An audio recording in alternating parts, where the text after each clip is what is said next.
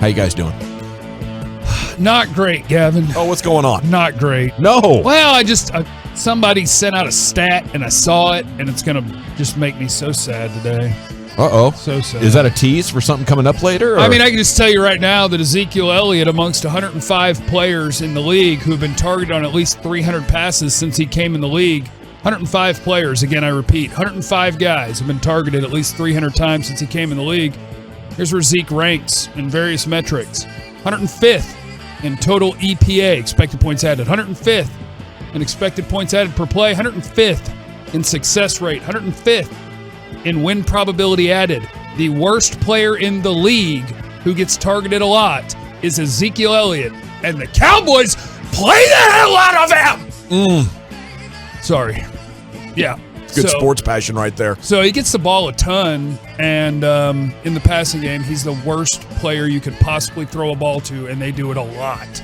You know, hearing that stat, I just wonder what's hurting the team worse, or has hurt the team worse, how the Cowboys are handling the Ezekiel Elliott playing time now, or how they handled Jason Witten. Because it's the same. You have better players watching them play, and nobody's going to do anything about it. Yeah, I think that it's probably. I think they probably respected. Man, I shouldn't say that, because Witten, I think, was a lot about respect. You know, I think it was like, oh, Witt. You know, that's that whole thing. It goes back to Jason Garrett. You know, old Witt, old gold jacket Witt. You know, I mean, every time you never heard anything. It was never a meeting or anything about, well, we need to play Witt less because he just can't get up the field like he used to, and we can't get him the ball. He can't get open. He used to make contested catches. You know, all that stuff that you saw with your own eyes, you just kind of, you know, they just kind of pushed aside. No, it's okay. It's okay. No, he'll be fine. It's Witt.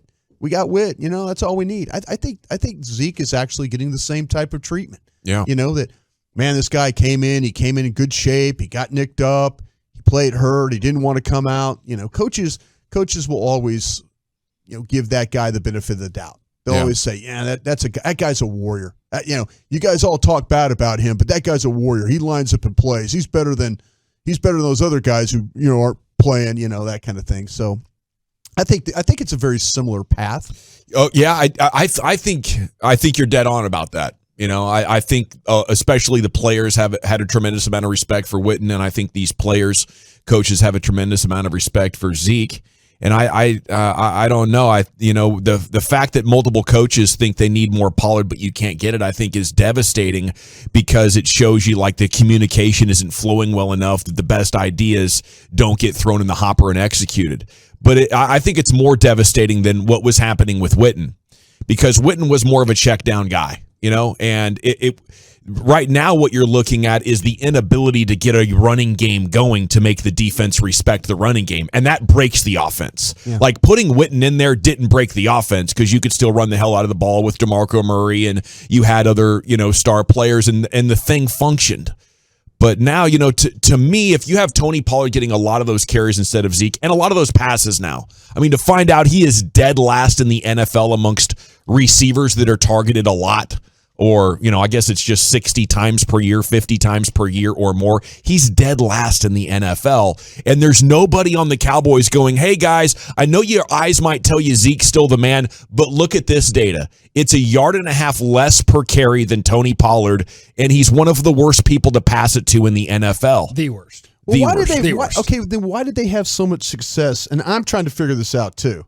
Why was it that the combination of Pollard and Zeke was good for about 150, 160 yards a game? You know, why? I mean, that was the first 6-7 weeks. First 6 weeks. Yeah, the first 6-7 weeks of the season. I mean, that guy came in shape. We were all very complimentary of him.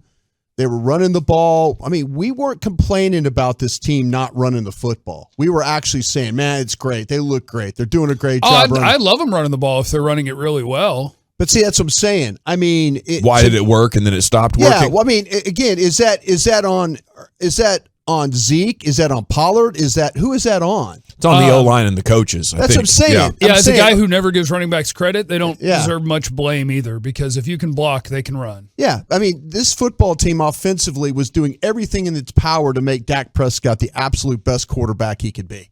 Yeah. They got him 150 yards rushing. That's 150 yards less than Dak had to come up with every week. Mm-hmm. So to me, I understand the eye test. I get it, but I also look at the eye test and say, well, did he have holes? Did he have lanes? I mean, there were times when Pollard even struggled with this thing.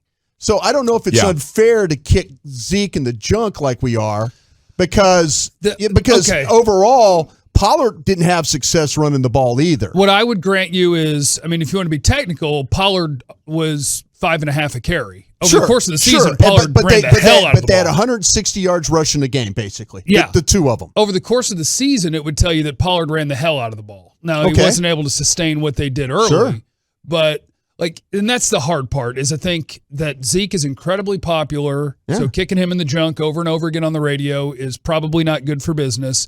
And it's not Zeke's fault. That's what I'm saying. It's not Zeke's fault that his agent got him an incredible contract. It's not Zeke's fault he got drafted in the top 5. Absolutely. And it's not Zeke's fault that Tony Pollard's better at football than him today. Absolutely. None of those things are Zeke's fault. And I think that blame somebody else who puts him in. Yeah, no, and that's what I'm saying though is that there was a time there where we were very complimentary of how the offense ran with Zeke and Pollard both, even with Pollard having 1.5 yards more success.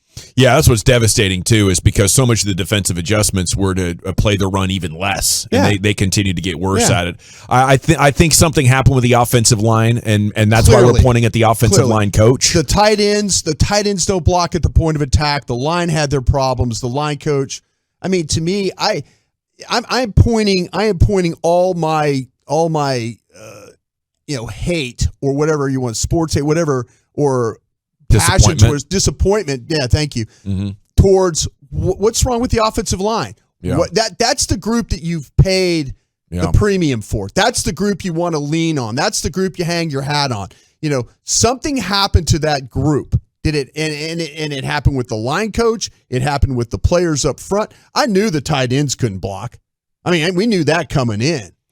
I totally agree with that, and I think we need to spend more time talking about the coaches in the offensive line than Dak and Zeke and Amari Cooper. I think we do. I really do. I think our show has done a good job of talking about the problems they have on this coaching staff. Yeah. Now, whether they're willing to do anything about it, that's a whole nother question. If they go through and it's the same old thing with the same 5 guys and it's the same this and same that, then you get whatever fate you deserve. Oh, yeah, it'll be the same ending. Yeah. It'll be the same ending, and it'll be pretty pathetic, I think. The hope now, though, is that this team sees this and hears this, because there's mounting evidence, and there's never been this big of a discrepancy between what Pollard and Zeke did on a yard in and yard out basis that it's got to a point where you can't run from it. And I hope the coaches see, like, hey, our jobs are on the line. We can't quietly say we should be playing Pollard a lot. We got to go to whoever it's going to take and let them know, guys, we got to play Pollard more,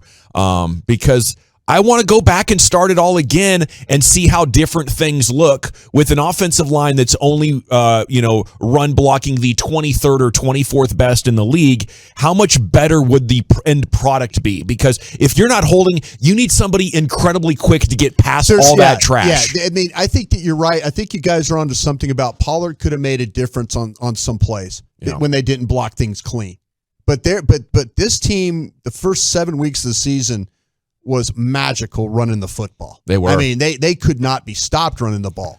And for some reason, talent, coach, play caller, head coach, whoever, this team was remarkably different in the second half. And that affected the way the quarterback played. To me, the answer is very clear. They did not use enough creativity getting to the outside. Their one touchdown drive in the Niners loss was getting to the outside. I just can't imagine Kellen Moore is that inept. To get to this point in a football career as an NFL OC, he has to have some sort of fancy explanation, like, this is why we couldn't run it outside more often. Sure. And I'm waiting to hear that still. Oh, no, and I'm also waiting to hear, too, like I said yesterday, was Mike McCarthy helping along the way? Is this not going to be any better? And, Stephen Jones is adamant about Mike McCarthy. If something happens to Kellen Moore that he moves on, he is adamant about Mike McCarthy. And I guarantee you, Mike McCarthy calling plays, he probably had to be, drug in, kicking and screaming to do that.